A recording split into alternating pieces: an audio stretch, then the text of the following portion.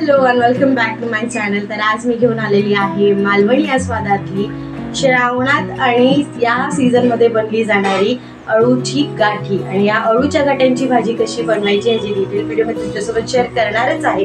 पण त्याआधी तुम्ही जर माझ्या चॅनलवर नवीन आहात तर आधी माझ्या चॅनलला सबस्क्राइब करा आणि बेल आयकॉनवर क्लिक करायला विसरू नका, जेणेकरून नवीन व्हिडिओचे अपडेट्स तुम्हाला सगळ्यात आधी मिळतील। चला तर मग वेळ न घालवता पाहूयात या अळूच्या गाठी कशा करायच्या त्या। तर सर्वप्रथम या रेसिपीसाठी इथे मी आमटीचा अळू घेतलेला आहे आणि सगळ्यात महत्त्वाची टिप म्हणजे या रेसिपीसाठी आपल्याला हे अळूची पानं जी आहेत ती बावलेली लागतात। तर हे पहा, इथे मी छान अशी अळूची पानं स्वच्छ धुवून घेतलेली आहेत। तर आता या ठिकाणी या पानांचे आई 4 भाग करून घेत आहे। तर इथे सीझरच्या मदतीने आपण अशा पद्धतीने पानाचे 4 भाग करून घेत आहोत। आता या रेसिपीसाठी आपल्याला बावलेली पानं ह्यासाठी लागतात कारण बावलेल्या पानांनीच अळूच्या गाठी ज्या आहेत त्या व्यवस्थित वळल्या जातात। आणि आपल्याला एक गोष्ट लक्षात ठेवायची, आपल्याला आजकाल ही सवय असते की कुठलीही भाजी आणली की आपण लगेच ती फ्रीजमध्ये घालून ठेवतो। अळूची ही पानं आपल्याला फ्रीजमध्ये अजिबात घालायची नाहीयेत। एक दिवस अगोदर आपल्याला ही पानं आणून ठेवायची आहेत आणि ही बावल्यानंतर म्हणजे ही पानं शिळी झाल्यानंतरच आपल्याला वापरायची आहेत। तर इथे मी व्यवस्थित कट करून घेत आहे। तो आपल्याला दोन्ही गोष्टी लक्षात ठेवायच्या आहेत, एक तर आपल्याला हे अळूची पानं फ्रीजमध्ये नाही ठेवायचे आणि दुसरी महत्त्वाची टिप म्हणजे या रेसिपीसाठी आपल्याला बावलेली पानंच घ्यायची आहेत। तर हे पहा, इथे मी सुद्धा पुन्हा एकदा तुम्हाला हे अळूचं पान जे आहे ते व्यवस्थित कट करून दाखवते। तर इथे अळूचं पान घेतलेलं आहे आणि अशा पद्धतीने आपल्याला हे कट करून घ्यायचं आहे। तर सर्वात आधी मी मधनं कट करून घेत आहे आणि आता ह्या पाण्याची साईज मोठी असल्यामुळे मी इथे अजून 2 ह्याचे पीस करून घेत आहे। पण त्याआधी ह्याचं मधलं देठ जे आहे ते थोडंसं मला जाडसर वाटतंय, त्यामुळे इथे मी ते जाड देठ जे आहे ते काढून घेत आहे, जेणेकरून गाठी वळवताना आपल्याला अडचण होत नाही। तर आता ह्या अळूच्या पानाचे मी अजून 2 भाग करून घेणार आहे मधनं।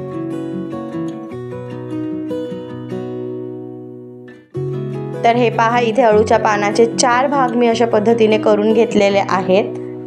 आणि आता या ठिकाणी कोलपाटावर ठेवून आपल्याला उलट्या साईडने इथे वळवायला घ्यायचंय, म्हणजे अगदी अळूवडीसाठी आपण जसं ठेवतो त्या पद्धतीने ठेवलंय आणि इथे बारीक अशी फोल्ड करून घेत आहे आणि हळूच आपल्याला ही फोल्ड पुढे सरकवत न्यायची आहे। तर अशा पद्धतीने आपल्याला हे अळूचं पान जे आहे ते वळवून घ्यायचंय। तर इथे मी अगदी बारीक आणि घट्ट असं वळवून घेत आहे। हे पहा, अशा पद्धतीने आपल्याला हे पान जे आहे ते वळवून घ्यायचं आहे। वळवल्यानंतर आपल्याला मधोमध जे आहे ते आपलं एक बोट असं ठेवायचं आहे आणि ह्याची दोन्ही टोकं जी आहेत ती क्रिस क्रॉस घेऊन अशा पद्धतीने आपल्याला ट्विस्ट करून घ्यायची आहेत। ट्विस्ट करून झाल्यानंतर आपल्याला हे बोट जे आहे त्या ठिकाणी आपल्याला हे दोन्ही पॉइंट अशा पद्धतीने व्यवस्थित इन्सर्ट करायचं आहे आणि ही झालेली आहे तयार आपली अळूची गाठ। तर तुम्ही ते पाहू शकतात की अशा पद्धतीने मी इथे अळूच्या पानाची गाठ करून घेतलेली आहे। आणि आता या ठिकाणी पुन्हा एकदा मी तुम्हाला अळूच्या पानाची गाठ कशी करायची ती दाखवत आहे। तर इथे मी उलट्या बाजूनी टर्न आउट करायला घेत आहे, थोडंसं जाड देठ असल्यामुळे थोडं प्रेस करून घेतलंय आणि आता अशाच पद्धतीने पुन्हा आपल्याला बारीक असं गुंडाळायला चालू करायचं आहे। तर इथे मी रोलअप करायला चालू केलेलं आहे आणि छान घट्ट असं आपल्याला हे अळूचं जे पान आहे ते वळवून घ्यायचं आहे। तर हे पहा, अशा पद्धतीने आपल्याला ह्याचा रोल जो आहे तो वळवून घ्यायचा आहे। पुन्हा एकदा नीट लक्ष द्या, अशा पद्धतीने रोल केल्यानंतर मधोमध एक बोट ठेवून ह्याचे दोन्ही टोकं जी आहे ती क्रिस क्रॉस हलकी अशी आपल्याला टर्न करून घ्यायची आहे। हे पहा, अशा पद्धतीने मी ह्याची दोन्ही टोकं क्रिस क्रॉस टर्न करून घेत आहे। आणि आता हे व्यवस्थित टर्न करून झाल्यानंतर मध्ये जे आपण बोट ठेवले ते काढून घ्यायचे आणि ह्याची टोकं यातून बाहेर काढायची आहेत। तर अशा पद्धतीने आपल्या ह्या गाठी ज्या आहेत त्या व्यवस्थित तयार होतात। तर या ठिकाणी आपण जर अगदी फ्रेश पानं वापरली तर गाठी व्यवस्थित आपल्या वळल्या जात नाही, तर तुटतात। आणि तुम्ही पाहू शकतात, हे पहा, आपल्याला ही बाजू जी आहे या बाजूनी नाही तर उलट्या बाजूनी वळवायला घ्यायचंय, म्हणजे सरळ बाजू पाठच्या साईडला ठेवूनच आपल्याला अशा पद्धतीने रोल करायला सुरुवात करायची आहे। तर हे पहा, तुम्ही हातावरही करू शकता। तर अशा पद्धतीने आपल्याला हे रोल करून घ्यायचं आहे। हे पहा किती मस्त बारीक असा आपला हे रोल होत चाललेला आहे। आणि पहिल्यासारखंच मध्ये एक बोट ठेवून ह्याचे जे कॉर्नर्स आहेत ते क्रिस क्रॉस असे टर्न करून घ्यायचे आहेत आणि व्यवस्थित गुंडाळून घ्यायचे आहेत। तर हे पहा, अशा पद्धतीने मी क्रिस क्रॉस टर्न करून घेत आहे आणि मग आपल्याला मधलं बोट जे आहे ते काढून त्यामध्ये हे दोन्ही टोकं इन्सर्ट करून घ्यायचे आणि या ठिकाणी आपले अळूच्या गाठी ज्या आहेत त्या व्यवस्थित तयार झालेल्या आहेत। अशाच पद्धतीने मी सर्व अळूच्या गाठी तयार करून घेणार आहे। ह्या अळूच्या गाठींची जी रेसिपी आहे ती अगदी कोकणातला आस्वाद आहे आणि ती परफेक्टली बनवायची असेल तर ही व्हिडिओ स्किप न करता पूर्ण पहा। आणि दिलेल्या टिप्ससह जर तुम्ही ही रेसिपी ट्राय केली तर अगदी पहिल्यांदा सुद्धा तुमची ही रेसिपी परफेक्टली तयार होणार आहे। त्यामुळे जसं मी नेहमी म्हणते, व्हिडिओ स्किप न करता पूर्ण पहा। तर इथे या ठिकाणी मी सर्व अळूच्या गाठी ज्या आहेत त्या अशाच पद्धतीने तयार करून घेत आहे।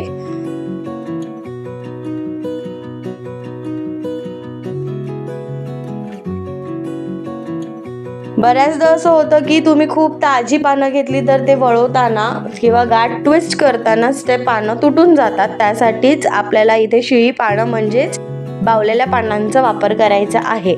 तुम्हाला जर संध्याकाळच्या भाजीला हवं असेल तर आदल्या दिवशी तुम्ही पानं आणून ती बाहेरच ठेवा।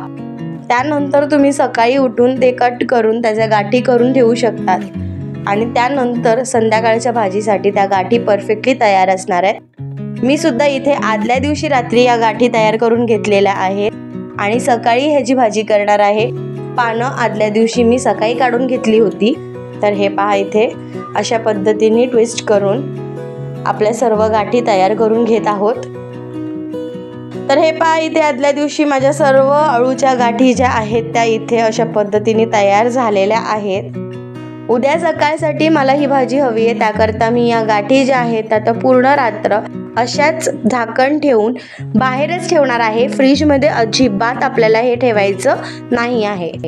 तर हे पहा, इथे रात्रभर आपण ह्या अळूच्या गाठी ज्या आहेत त्या अशा झाकून बाहेर ठेवल्या होत्या। फ्रीजमध्ये आपल्याला अजिबात ठेवायच्या नाही आहेत, ही गोष्ट आपल्याला नक्की लक्षात ठेवायची आहे। आणि पहा, इथे किती सुंदर आपल्या या अळूच्या पानांच्या गाठ्या तयार आहेत। आता या गाठ्यांची भाजी कशी करायची ती लवकरच पाहूयात। सर्वप्रथम एका टोपामध्ये मी अळूच्या गाठी घालून घेतल्या होत्या आणि यामध्ये पाणी भरून घेतलंय। तर अगदी या गाठी बुडतील इतकंच पाणी यामध्ये घेतलेलं आहे आणि आता छानपैकी एक उकाळा येईपर्यंत आपल्याला या अळूच्या गाठी ज्या आहेत त्या शिजवून घ्यायच्या आहेत। इतर साहित्यांमध्ये मी इथे घेतलेले 2 मोठे कांदे बारीक चिरून, थोडासा कढीपत्ता, थोडीशी बारीक चिरलेली कोथिंबीर, थोडासा किसलेला ओला नारळ, त्यासोबत थोडीशी मिरची, इथे मी 4-5 आमचुलं घेतलेली आहे, त्यासोबत लसूण, बारीक चिरलेला टोमॅटो आणि थोडंसं बेसन वापरायचं आहे। तर हे सर्व साहित्य आपल्याला या भाजीसाठी लागणार आहे। तर इथे आपल्या अळूच्या गाठी सुद्धा तयार आहेत। त्यासोबत मसाल्यांमध्ये इथे मी 1 मोठा चमचा हिंग, त्याच्यानंतर अर्धा चमचा हळद, 1.5 चमचा लाल तिखट मसाला आणि अर्धा चमचा गरम मसाला घेतलेला आहे। सर्वप्रथम या अळूच्या गाठी ज्या आहेत त्या आपल्याला एक उकळी येईपर्यंत मीडियम गॅसवरती छान शिजवून घ्यायच्या आहेत। तर तुम्ही पाहू शकता तिथे मी एक उकळी येण्यासाठी हे अळूच्या गाठी ज्या आहेत त्या ठेवलेल्या आहेत आणि हळूहळू यात पाण्यामध्ये उकळी यायला लागलेली आहे। बऱ्याचदा उकळी येताना तुमच्या काही गाठी ज्या आहेत त्या सुटतील, पण त्याचं काही टेन्शन नाही आहे, काही वेळेला गाठी शिजता सुटतात। तर इथे छान असा मस्त उकाळा आलेला आहे पाण्याला। आता आपल्याला गॅसची फ्लेम जी आहे ती बंद करून घ्यायची आहे। गॅसची फ्लेम बंद करून झाल्यानंतर आपल्याला हे पाणी जे आहे ते गाळून घ्यायचे। तर इथे चाळणीमध्ये संपूर्ण पाणी ड्रेन करून घेतलेलं आहे। एका साईडला मी कढईमध्ये तेल तापत ठेवत आहे।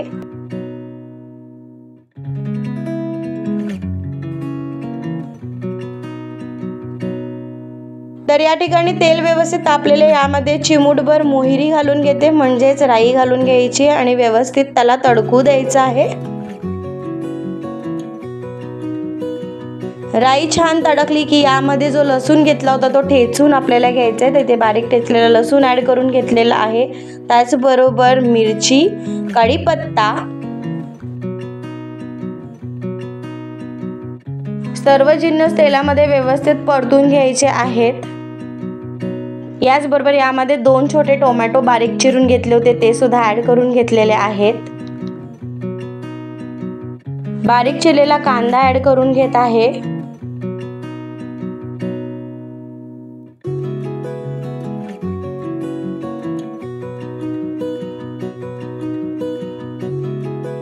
आता आपल्याला व्यवस्थित तेलामध्ये परतून घ्यायचा आहे। तर इथे एकजीव करून घ्यायचे अशा पद्धतीने आणि छान आपल्याला कांदा टोमॅटो तेलावरती परतून घ्यायचा आहे। साधारण 5 मिनिटांसाठी मी ते कांदा टोमॅटो छान परतून घेतलेला आहे। आता जे मसाले आपण घेतले होते ते यामध्ये ॲड करून घ्यायचे आहे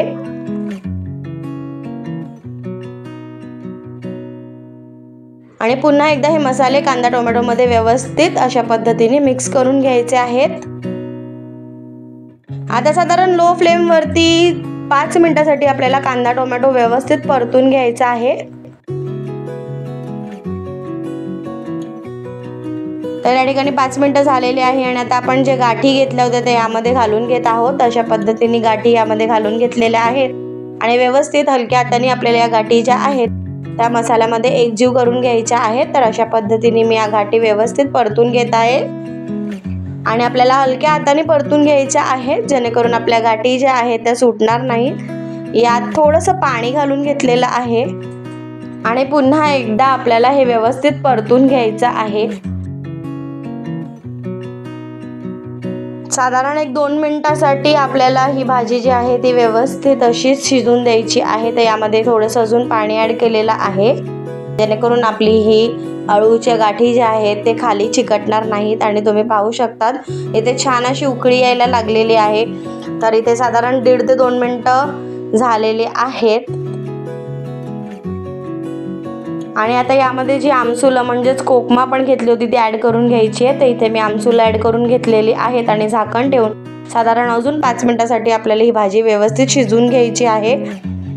तर या ठिकाणी 5 मिनिटं झालेली आहेत आणि तुम्ही पाहू शकतात बऱ्यापैकी आपली ही गाठी जी आहे ते शिजत चाललेले आहे। तर यामध्ये थोडंसं बेसन घालून घ्यायचं आहे। तर इथे मी जवळजवळ 2 टेबलस्पून इतकं बेसन घालून घेतलेलं आहे आणि व्यवस्थित हलक्या हाताने मिक्स करून घेत आहोत। बेसन ऑप्शनल आहे पण इथे आम्ही बेसन घालून प्रकार 1ची तुम्हाला भाजी दाखवत आहोत त्यामुळे इथे आम्ही बेसनाचा वापर केलेला आहे। तुम्हाला जर बेसन घालणं आवडत नसेल तर तुम्ही स्किप करू शकतात। तर इथे या ठिकाणी 2 टेबलस्पून इतकं बेसन जे आहे ते मी थोडं हाताने मिक्स करून घेतलेलं आहे आणि इथे ॲड करून घेत आहे ओलं किसलेलं नारळ। तर इथे मी ओला नारळ ॲड करून घेतलेला आहे। ओला नारळ नसेल तर तुम्ही डेसिकेटेड कोकोनट सुद्धा वापरू शकतात। त्याचबरोबर बारीक चिरलेली हिरवी कोथिंबीर सुद्धा ॲड करून घेतलेली आहे आणि आता आपल्याला संपूर्ण भाजी जी आहे ती व्यवस्थित एकदा मिक्स करून घ्यायची आहे आणि आता यामध्ये चवीप्रमाणे मीठ ॲड करून घेत आहोत।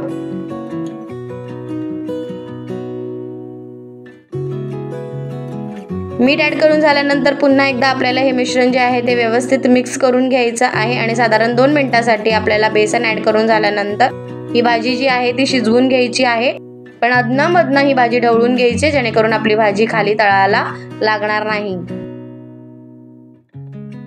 आता या ठिकाणी सर्वात इम्पॉर्टंट टिप म्हणजे जर तुम्हाला वाटत असेल की भाजी खाली तळायला लागते तर अगदी हाताने थोडं पाणी यामध्ये आपण शिंपडू शकतो जेणेकरून बेसन जे आहे ते खाली तळायला लागणार नाही आणि आपल्या भाजीला खरपूस असं चव येणार नाही। अशा पद्धतीने थोडंसं पाणी स्प्रिंकल करून पुन्हा एकदा आपल्याला ही भाजी जी आहे ती एकजीव करून घ्यायची आहे।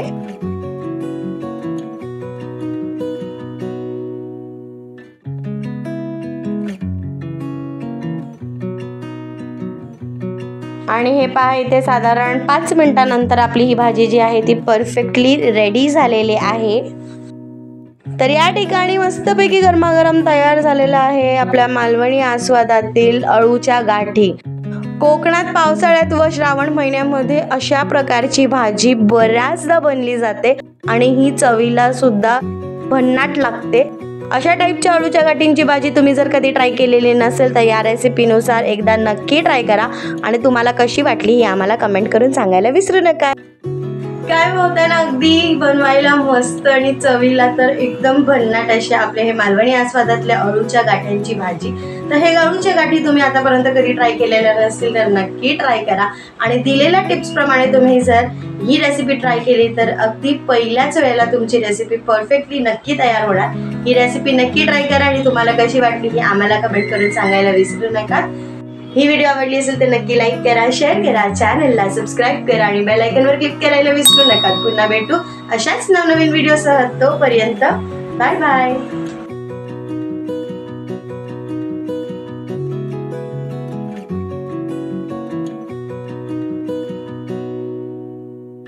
Thanks for watching my video and do subscribe to our channel.